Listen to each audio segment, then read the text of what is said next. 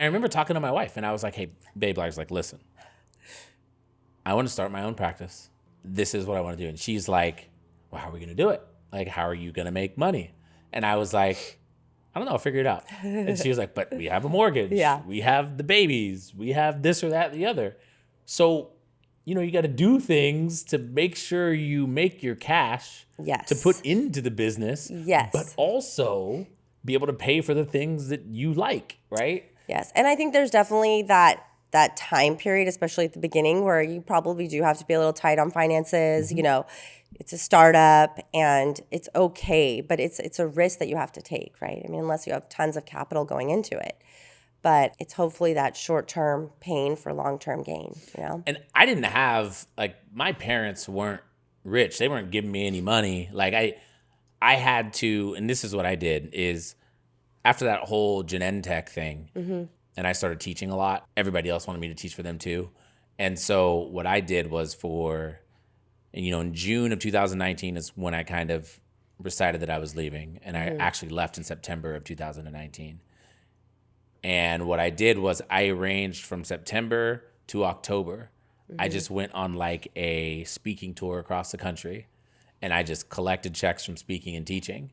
And then I was like, all right, I'm going to do this for a month and a half, and then I'm going to have this amount of dollars, and I'm going to go, right? And you need that time because you got to get, at least from my perspective, because your practice is different. We'll get into it. Yeah. But from my perspective, I was doing a traditional outpatient practice where I was going to take Medicare. And then I was going to have to, so you got to apply for Medicare.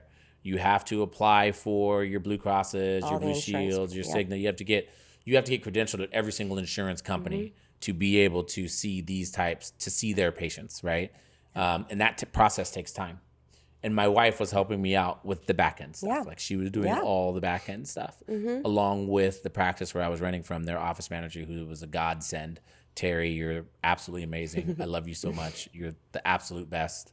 Couldn't do any of this without you. And I really appreciate everything that you do for me, for us, for the practice, for the clients. I love all of you, like my parents. I really do.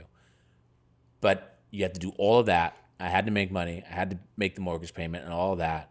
I took an ICU job at Hoag. Yeah. And remember, this is 2019. So what's happening in 5 months? It's the pandemic, right? Then the pandemic happens, and I'm like, oh no. Right? And so you have the pandemic. In the thick of it. Yeah, in the thick of it. You got the pandemic. ICU. Then I started doing the ICU more. I had to do 13 or 14 shifts a month, and I only did ICU nights, which I absolutely love ICU nights because you're left alone. Nobody else is there. You can kind of say things to the doctor on the phone like, hey, listen, I'm here. I'm going to do this. If you want to come in and do something else, you're welcome to come. That's why I love nights, because you can do whatever you want to do. So this is what you have to do. So I didn't have time to say that I'm burnt out. I didn't have time to say that I need a break, because you're building a business. Definitely. Right? And I'm sure you went through the same thing. I mean, you have a spouse who I think is also a clinician who was supporting you and was working while you were building. Yeah. I mean, he was pretty much funding our practice, right? But also, like you said, doing more of the managerial stuff, right? Helping me behind the scenes, the free labor, right? The extra childcare when needed. But yes, it takes a team. It takes support. I think just a passion and the actual desire to want to do it, and to put yourself out there, I think, is a big thing, because you kind of started in the realm of giving talks for pharmaceutical companies.